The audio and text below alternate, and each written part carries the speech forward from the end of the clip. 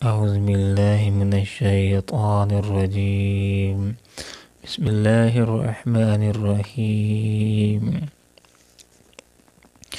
ومنهم من يستمعون إليك أفأنت تسمع الصم ولو كانوا لا يعقلون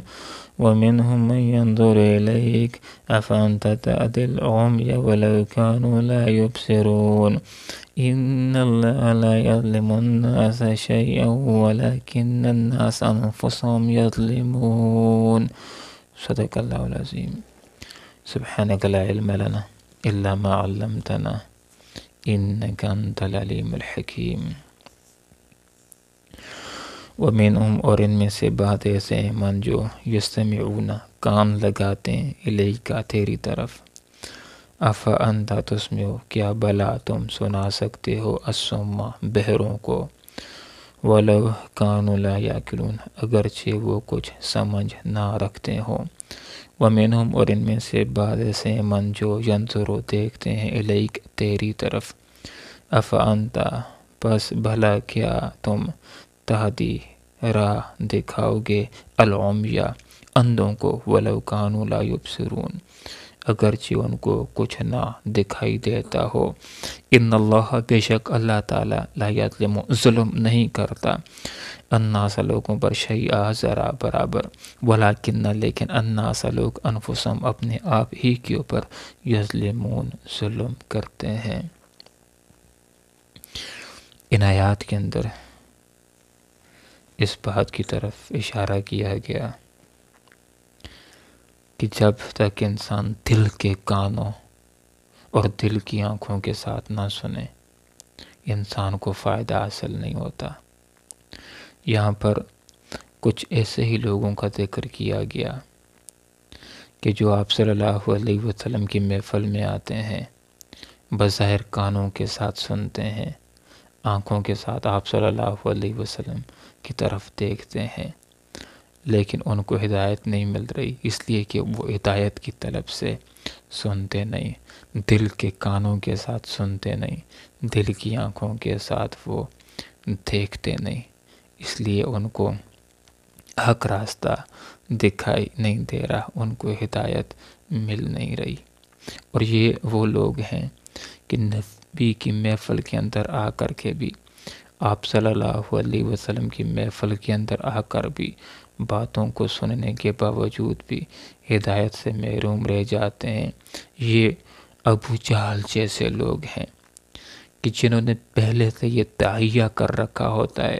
کہ جو کچھ بھی ہو جائے ہم نے بات کو مان کر کے نہیں دینا ہے،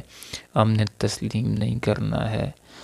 تو یہ لوگ جب آ جاتے ہیں محفل کے اندر بھی آ جاتے ہیں، درس بھی سن لیتے ہیں، ان کو کچھ فائدہ حاصل نہیں ہوتا اس لیے کہ یہ درس کے اندر آ کر کے بیٹھتے ہیں،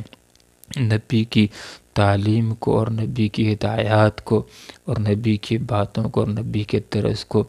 طلب ہدایت کی سوچ کے ساتھ نہیں سنتے، بلکہ غلطیاں نکالنے کے لیے، باتوں کو لینے کے لیے کہ کچھ باتیں ہاتھ میں آ جائیں گی جائیں گے اپنی محفلوں کے اندر اور پھر مذاق اڑائیں گے، ٹھٹھا اڑائیں گے. تو یہاں پر فرمایا وَمِنْهُمْ مَن يَنظُرُ إِلَيْكَ ان میں سے بعض لوگ ایسے ہیں جو آپ کی طرف دیکھتے ہیں. أَفَأَنْتَ تَهْدِي الْعُمْيَ کیا تم راہ دکھا سکتے اس کو کہ جو اندھا ہو وَلَوْ كَانُوا لَا يُبْصِرُونَ اگر جن کو کچھ نہ دکھائی دیتا ہو. تو ان کی مثال اندھوں کی طرح ہے، جس طرح اندھے کو راستہ نہیں دکھایا جا سکتا ان کو بھی حق کا راستہ نہیں دکھایا جا سکتا. اور ان میں سے بعض ایسے ہیں کہ جو یستمعون الیک تیری بات کو سنتے ہیں. افانت تسمع الصم کیا تم بہروں کو سنا سکتے ہو ولو کانوا لا یعقلون اگرچہ یہ کچھ بھی سمجھ نہ رکھتے ہوں. اب ایک ایسا آدمی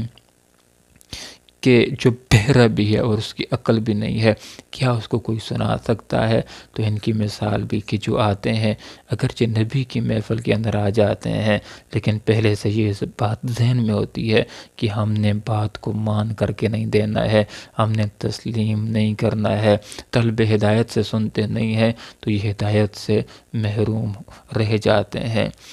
اور یہ انہی جیسے لوگوں کے بارے میں یہ بات ارشاد ہو رہی ہے کہ جیسا کہ حضرت صفیہ رضی اللہ عنہا نے ایک دفعہ ارشاد فرمایا تھا کہ ان کا چچا اور